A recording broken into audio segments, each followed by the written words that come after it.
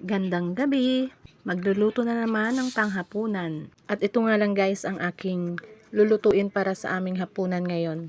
Nagisa lang ako dito ng malaking white onion, tapos sinunod kong igisa itong aking pork mince. At hinayaan ko na munang maluto itong aking pork mince bago ko ilagay itong mga ginayat kong pa-cubes na bolones. At hinayaan ko na nga munang maluto itong aking mga pangsahog. Tapos naglagay pala ako guys ng isang laking lata ng gatas. Hindi ko pala na-play ang aking video, haha. Pagkakulo nga, naglagay ako ng aking mga pampalasa. Garlic and salt, black pepper at cinnamon powder. Tapos nilagay ko na itong spaghetti noodles na akin nang niluto. Tapos hinalo-halo ko lang. At ginadgaran ko nga ito ng cheese para mas cheesy.